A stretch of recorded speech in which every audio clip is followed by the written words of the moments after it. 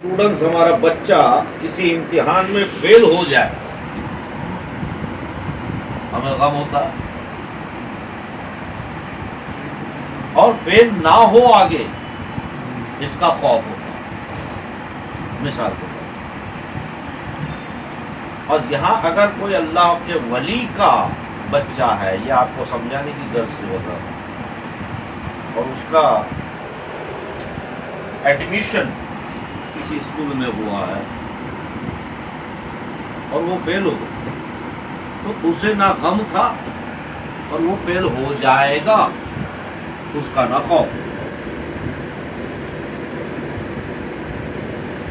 خواجہ معین الدین چشتی علیہ رحمۃ رضوان، چشتیہ عالیہ کی ایک مضبوط زبردست پلر، حالانکہ سلسلہ چشتیہ غریب نواز سے نہیں چلا، غریب نواز کس کے مرید؟ خواجہ عثمان، وہ ان کے اب یہ ملا خواجہ حسن بصری سے۔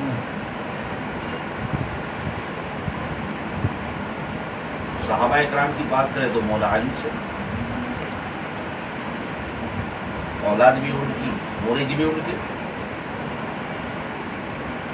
ہم اولاد غوث اعظم، مرید ابو بکر صدیق، خواجہ اولاد مولا علی کی، لیکن مرید خواجہ حسن بصری سے۔ خواجہ حسن بصری یعنی غریب نواز کے پیروں کے پیروں کے پیروں کے پیر، ان کے ایک مرید حبیب اعجمی، آپ کے خلیفہ بھی تھے۔ اب اگر کوئی مرید ہم سے بہتر، پیر سے بہتر کام کر لے، جو ممکن ہی نہیں ہے پیر کے علاوہ، تو تعجب ہوتا ہے نا۔ اگر کوئی نوکر سیٹ سے اچھا کام کر لے تو تعجب ہوتا ہے کہ اس کو تو آتا بھی نہیں تھا مگر کر لیا۔ دیکھیے پیر کیا ہوتا ہے۔ خواجہ حسن بصری دریائے دجلہ یعنی دریا کے کنارے پر کھڑے ہیں، ملاح کی راہ دیکھ رہے ہیں کہ کشتی والا ہے مجھے لے جائے اس کنارے،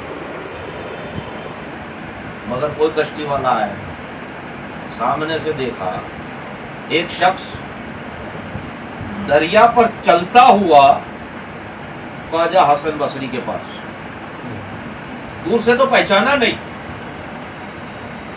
دور سے نہیں پہچانا، مگر وہ شخص جیسے ہی قریب آتا ہے خواجہ حسن بصری کو تعجب ہوتا ہے کہ یہ کوئی اور نہیں، میرا مرید، میرا خلیفہ حبیب اعجمی ہے۔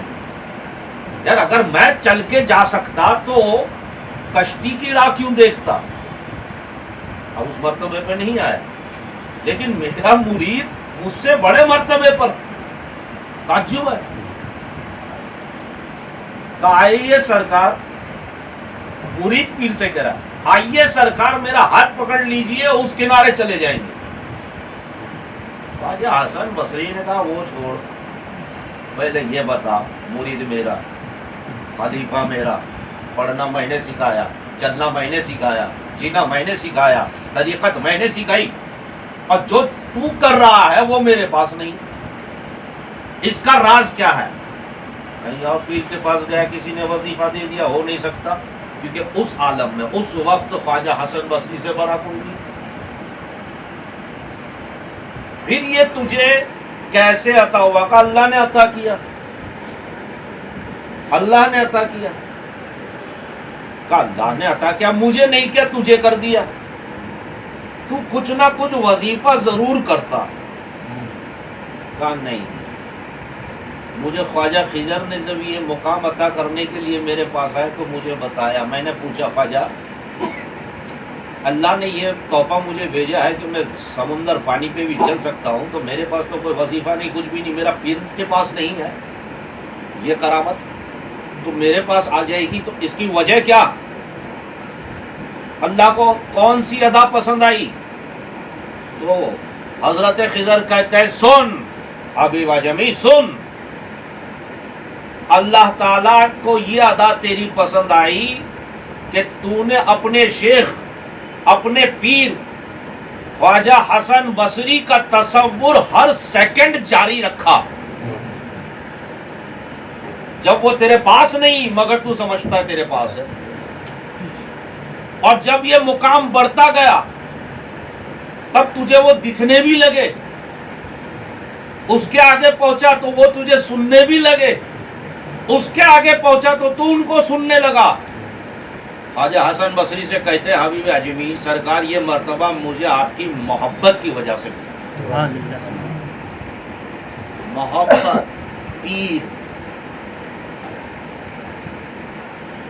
پیر کا ڈیفینیشن کو سمجھیے۔ ایک زمانہ تھا کہ مرید آتا تھا کہ حضرت ہم آپ کے ہاتھ میں بیعت کرنا چاہتے ہیں، تو پیر ڈھونڈتا تھا اس میں کیا ہے بیعت کرنے جیسا، تقویٰ، پرہیزگاری، سچ بولنا وغیرہ وغیرہ وغیرہ، تب جا کے اس کو حلقہ میں مطلب مرید بناتے۔ اب 2022 ہے، مرید ڈھونڈ رہا ہے کہ پیر کیسا ہونا چاہیے، پیر میں یہ چیز ہے کہ نہیں، پیر میں وہ چیز ہے کہ نہیں۔ ہم روزانہ اس پہ گفتگو کرتے ہیں۔ میاں ولایت کی سلطنت وہ سلطنت ہے جو سارے عالم میں نہیں مل سکتی۔ ایک بڑے ولی تھے ابراہیم آدم، اللہ کے بہت بڑے ولی ہوئے، اور ایک سلطنت کے بادشاہ 2400 گھنٹے اللہ کے ذکر و فکر میں مشغول، 2400 گھنٹے۔ اب بادشاہ تھے تو بڑے محل میں رہتے تھے، بادشاہ تھے تو مخملی بستر بھی تھے۔ آخر جب سونے جاتے تو مخملی بستر پر اللہ کا ذکر کرتے کرتے سو جاتے، اتنے ذاکر تھے، اتنے عابد تھے۔ اب دیکھیے ولایت کیسے ملتی، ابھی ولی نہیں ہے، ابھی ذکر میں۔ ایک مرتبہ ذکر کرتے کرتے بستر پہ سو گئے تو چھت پہ کسی کے دوڑنے کی آواز آئی، تو یہاں سے وہاں دوڑ گئے۔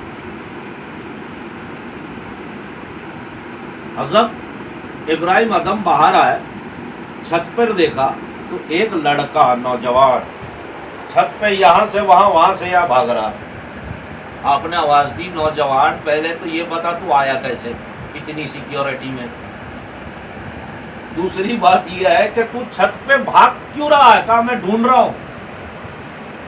چھت پہ کیا ڈھونڈ رہا ہے؟ چھت میری بادشاہ کی، تو چھت پہ کیا ڈھونڈ رہا ہے؟ کہا اونٹ ڈھونڈ رہا ہوں جو گم گیا۔ اب پیر حیران، ابراہیم ادم حیران، کہا بے کبھی اونٹ بھی چھت پہ ہوتا ہے، اونٹ کو ڈھونڈنا ہے پہاڑوں میں، ریگستانوں میں، کھیتیوں میں ڈھونڈو، چھت پہ کہاں ڈھونڈ رہے ہو؟ چھت پہ ڈھونڈنے سے اونٹ نہیں ملتا۔ نوجوان نے کہا جس طرح چھت پہ ڈھونڈنے سے اونٹ نہیں ملتا ابراہیم، اسی طرح مخملی بستروں پر ذکر کرنے سے خدا نہیں ملتا، اس کے لیے چھوڑنا پڑے گا سب کچھ۔ اب یہ بات لگ گئی دل پر، ولایت ایسی نہیں مل جاتی ہے، اس کے بہانے ہوتے ہیں۔ اب وزیر کو بلایا، کہا یہ پوری سلطنت تم سنبھالو، میں اپنا پوٹلا اٹھا کر کے جاتا ہوں اللہ کی راہ میں۔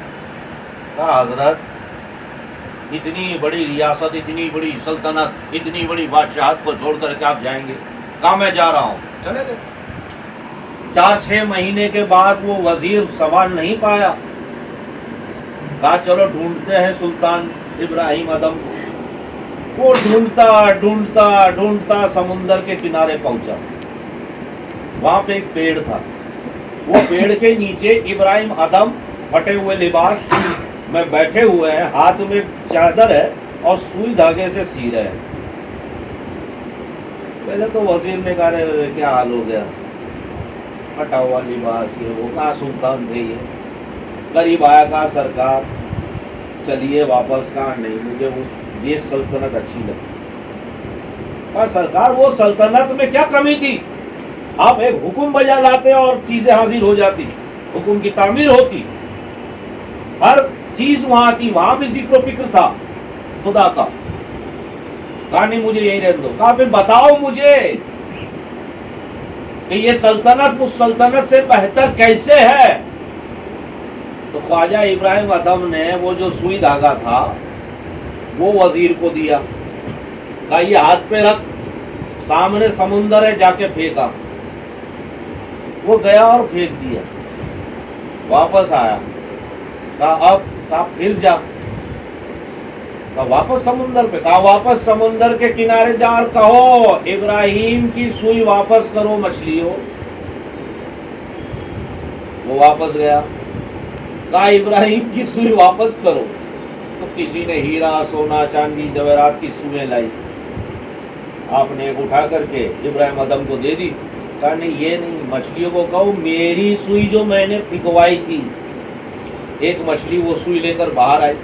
وزیر نے سوئی لی، ابراہیم ادم کے پاس آئے اور کہنے لگے سرکار یہ تو بڑی کرامت ہو گئی. کہا بتاؤ اب کون سی سلطنت اچھی ہے، جو چھوڑا ہے وہ یا یہ؟ اللہ والوں کی جو سلطنتیں ہوتی ہیں اس میں کئی ڈاکٹر بھی ہوتے ہیں. جو اللہ والے ہوتے ہیں انسان ان پر بھی الزام لگانے کے لیے نہیں چوکتا حاجی صاحب، بلکہ ان پہ ہی نہیں چوکتا. 2022 میں تو اور تیز ہو گیا معاملہ. مگر میرے خواجہ کی شان دیکھ لو. دلی سے اجمیر 500 کلومیٹر ہوگا. اس زمانے میں 5000 کلومیٹر ہوگا کیونکہ گاڑیاں نہیں تھیں. آج کے 5000 کلومیٹر کے برابر ہوگا سفر اونٹوں پہ گھوڑوں پہ. اب خواجہ غریب نواز کے پہلے خلیفہ خواجہ قطب الدین بختیار کاکی وہ دلی میں. خواجہ صاحب نے کہا تم دلی میں رہو، دین کی تبلیغ دلی میں کرو. اور اس وقت دلی کا بادشاہ سلطان التمش، اور سلطان التمش خواجہ بختیار کاکی کا مرید اور چاہنے والا. اب دیکھیے کیسے پکارا جاتا ہے. ہمارے پکارنے میں دم نہیں ہے بابو، ذرا پکار کر تو دیکھو. خواجہ دکھے نہ دکھے مگر محسوس ہوتا ہے خواجہ آئے. کیونکہ دیکھنے والی تو آنکھ چاہیے جو ہمارے پاس نہ ہے، اور شاید ہی کبھی آئے. التمش کی دربار میں خواجہ بختیار پہنچے. التمش تخت سے اٹھ گیا بادشاہ التمش. کہا آقا میرے پیر و مرشد آپ یہاں؟ اپنے ساتھ بٹھا لیا بختیار کاکی کو. تھوڑی دیر گزری ایک عورت آئی، حاملہ تھی، پیٹ سے تھی. عورت آئی اور کہنے لگی بادشاہ سے بادشاہ مجھے انصاف چاہیے، انصاف دلاؤ. التمش بڑے انصاف پسند تھے. کہا عورت تجھے تیرا انصاف ملے گا، تجھ پر کیا جرم ہوا یہ ثابت کر. عورت نے کہا یہ جو میرے پیٹ میں بچہ ہے یہ اس خواجہ بختیار کاکی کا ناجائز اولاد ہے. اب سارا دربار پریشان، التمش بھی پریشان. یہ اس نے کیا کہہ دیا؟ خواجہ بختیار کاکی نے کہا نہیں یہ میری اولاد نہیں ہے، یہ عورت جھوٹ بولتی ہے. التمش نے کہا سرکار میرے ماں باپ آپ پہ قربان ہیں اور آپ ہی کے وسیلے سے میں بادشاہ بنا بیٹھا ہوں. اب بات جو ہے وہ دلیل اور ثبوت پہ ہوگی نا. کہا خواجہ میں جانتا ہوں آپ بالکل پاک اور صاف ہے، یہ عورت جھوٹی ہے میں جانتا ہوں، لیکن انصاف کا تقاضا یہ ہے کہ ثبوت دینا ہوگا. خواجہ بختیار کاکی بھی پریشان، اور ایسی بات کا کیا ثبوت دے؟ اچھا ثبوت چاہیے، میں دوں یا بختیار کو جو اس نے بختیار بنایا وہ دے؟ کہا جیسے بھی یہ ثبوت دیجئے. خواجہ بختیار کاکی تخت سے اترے، اجمیر شریف کی طرف چہرہ کیا. یہ جو ہم پڑھتے ہیں نا سن لیجیے. اجمیر یہ آپ نے وہاں سے پڑھنا، یہ پہلی بار آپ نے پڑھا جو اب تک ہم پڑھ رہے ہیں، قیامت تک پڑھیں گے.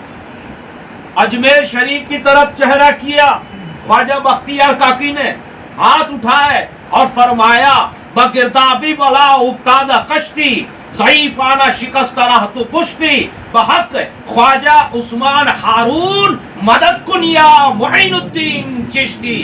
ہاں یہ پہلی بار خواجہ بختیار کاکی نے کہا تھا مدد کن یا معین الدین چشتی. اتنا کہا ہے دیوال چاک ہوئی, لوگوں نے اپنی ماتھے کی آنکھوں سے دیکھا ہے خواجہ معین الدین کو وہاں آتے ہوئے. خواجہ غریب نواز وہ دربار میں آئے اور کہا بتاؤ میرے مرید کس نے تم پر الزام ڈالا؟ کہا اس عورت نے مجھ پر الزام ڈالا, یہ کہتی ہے اس کے پیٹ میں جو بچہ ہے وہ ناجائز اور وہ میرا بچہ ہے. خواجہ غریب نواز نے کہا عورت کیا کہتی ہے؟ عورت نے کہا ہاں سچ ہے یہ بختیار کا بچہ ہے. خواجہ غریب نواز نے اس عورت کے شکم یعنی پیٹ پہ نگاہ ڈالی اور کہا نہ عورت بتائے گی نہ بختیار بتائے گا, عورت کے پیٹ میں جو بچہ ہے وہ بچہ بتائے گا. اتنا کہنا تھا. غریب نواز کے حکم سے پیٹ میں سے بچہ بول اٹھا یا سلطان الہند خواجہ بختیار سچے ہیں, میری ماں جھوٹی ہے, اسے لالچ دیا گیا تھا کہ اسے بدنام کیا گیا. تو یہ غریب نواز اور وہاں سے وہ جو فقار ہے وہ آج تک چلی آئی, قیامت تک چلی آئی. بس فرق اتنا ہے خواجہ قطب الدین بختیار کاکی کی فقار کو پیدا کرو. اگر وہ فقار تم میں آ گئی یقیناً بڑے بڑے تاج والے تمہارے پیر کی ٹھوکروں میں ہوں گے. سلطان الہند کتنا جانتے ہیں غریب نواز کو, کتنا جانتے ہیں. 40 درویش کے ساتھ آئے, جوگی جے پال سے جنگ مقابلہ ہوا, بس نہیں میرے بھائی. خواجہ غریب نواز, اچھا ان کی بات, ان کی کتاب ہے لکھی, نام بھول گیا, آپ نے لکھی ہے پوری کتاب, خود پر نہیں, کچھ وظائف ہے کچھ وغیرہ وغیرہ, مگر بیچ بیچ میں اپنی اپنی بات بھی کہی. خواجہ غریب نواز فرماتے میری دلی آرزو تھی کہ مجھے عراق کا والی بنایا جائے. میری دلی آرزو تھی کہ مجھے عراق کا والی بنایا جائے. غریب نواز آپ کی آرزو اللہ پوری نہ کرے, پھر کیسے آپ کو ہند کا والی بنا دیا. اب دیکھیے بھیا جیسا دیش ویسا بھیج.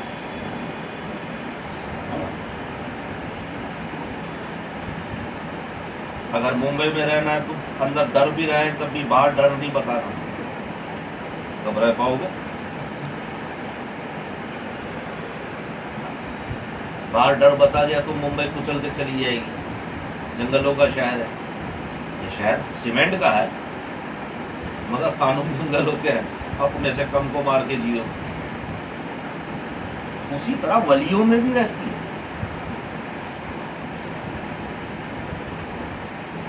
اب دلی کا ولایت خواجہ محبوب الہی کو ملی, حضرت نظام الدین اولیاء کیسے ملی؟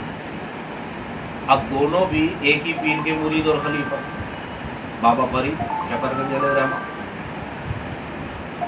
صابر پیا بھی مرید اور خلیفہ, نظام الدین اولیاء بھی مرید اور خلیفہ, کس کے؟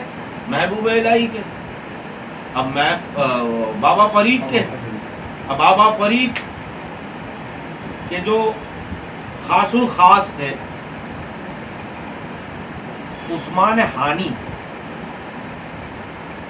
ان کے پاس یہ پاور دیا گیا تھا کہ جسے میں گھوشت کروں ولایت یعنی والی بننا,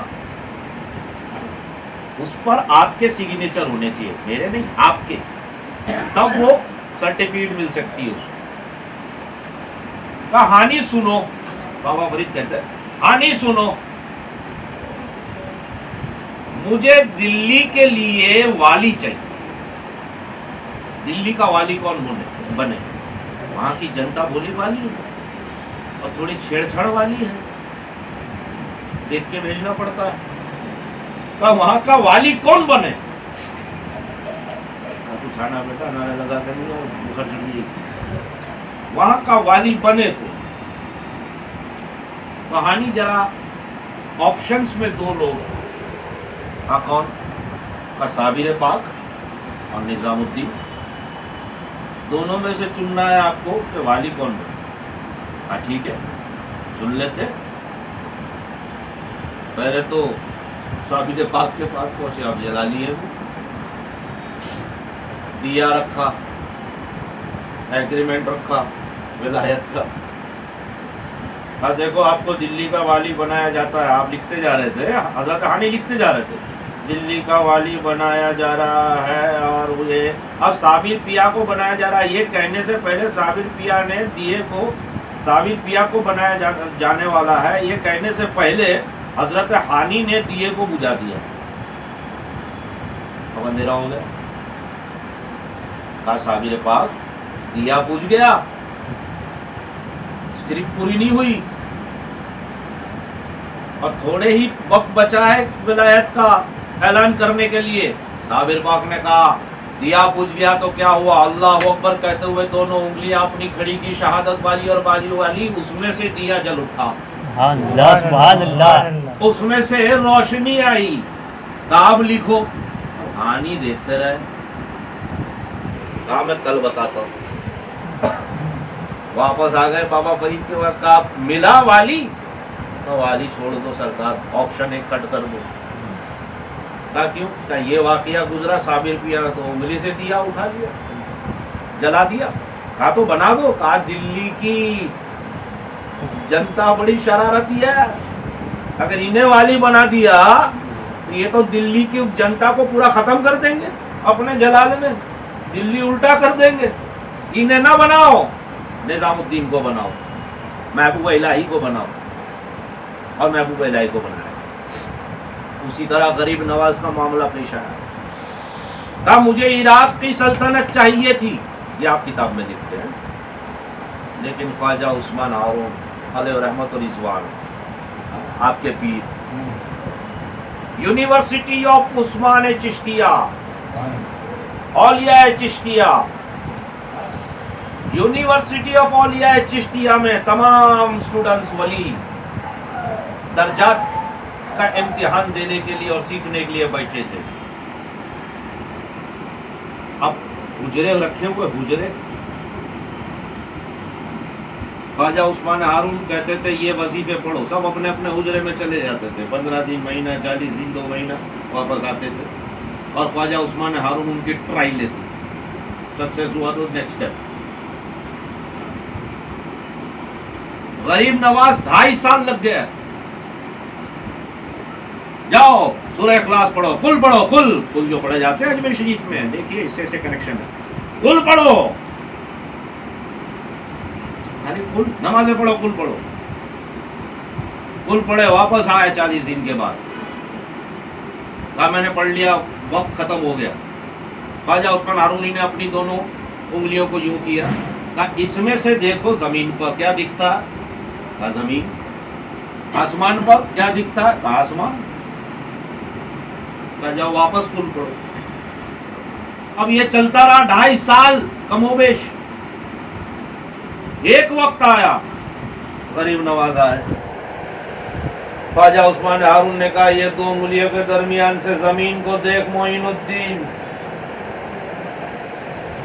خواجہ غریب نواز نے زمین کو دیکھا، کیا نظر آ رہا ہے. تحت الثری 18,000 عالم. آسمان کی طرف دیکھو، اس 2 انگلی کے درمیان سے کیا نظر آ رہا ہے. کہا عرش اعظم. سبحان اللہ، سبحان. عرش اعظم جب نظر آ گیا تب کہا کہ ٹھیک ہے، ابھی فائنل ایگزام جو ہے، میں آپ کے ذہن کے نوجوان اسی لیے سمجھا رہا ہوں اس طرح سے، فائنل ایگزامز تمہارے ہوں گے سب کے. اب سب آئے باہر، سٹنگ ارینجمنٹ کیا اور بڑے تخت پر خواجہ عثمان ہارون جلوہ افروز ہوئے اور ایک ایک کو کہا بتاؤ آپ کو اللہ تعالیٰ نے کیا عطا کیا؟ جس کو جو عطا کیا آپ نے وظائف سے جو حاصل کیا ہے مرتبے کو، اور جو اللہ نے مرتبے تمہیں دیے، تو وہ مرتبے کی ایک جھلک بتاؤ۔ اب ایک اللہ کا ولی کھڑا ہوا، اس نے ہاتھ گھمایا، خواجہ عثمان ہارون نے کہا جتنے وظیفے کیے ہیں اللہ تعالیٰ نے جو بھی مرتبے دیے ہیں وہ بتاؤ۔ ایک اللہ کا ولی کھڑا ہوا، دروازے پہ آواز آئی اللہ کے نام پہ کچھ دے دو، بھوکا ہوں۔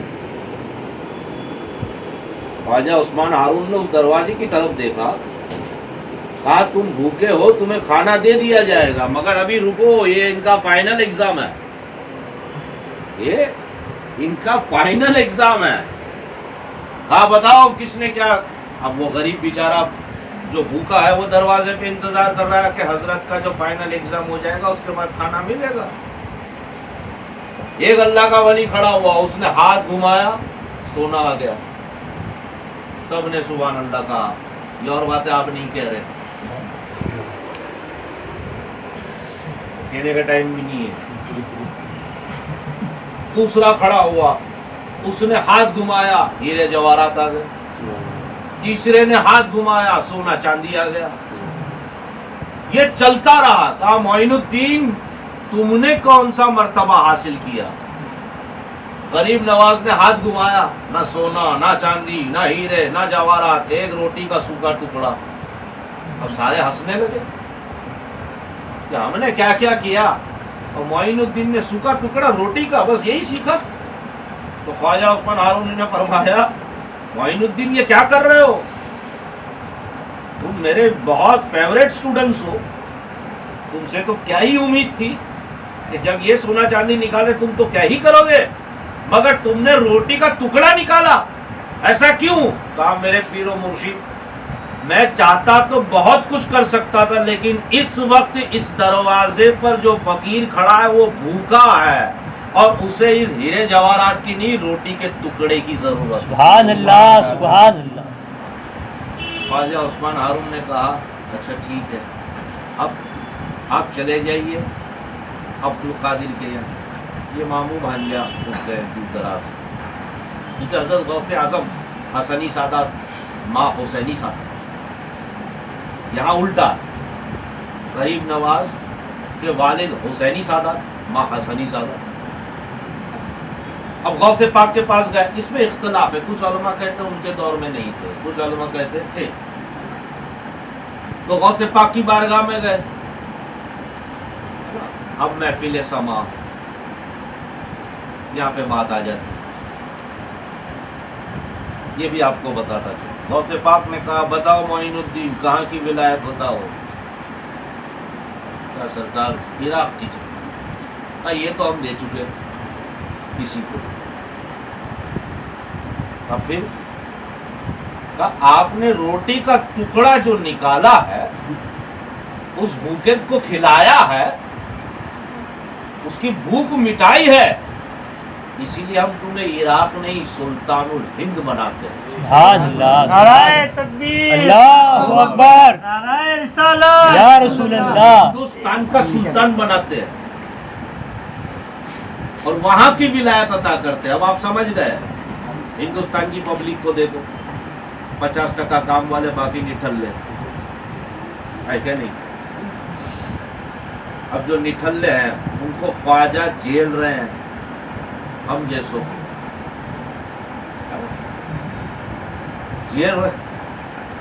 جیل رہے ہیں ہم جیسو۔ اب جاؤ اجمیر شریف کا بھی 2 بار زیارت کریں گے ہم، 6 بار شاپنگ۔ اب ذرا سوچ لیجئے غریب نواز کی جگہ کوئی اور سلطان الہند ہوتا، شاپنگ کرنے جاتا وہی چماٹ پڑتی ہے، کیا نہیں دیتا تجھے شاپنگ کے لیا؟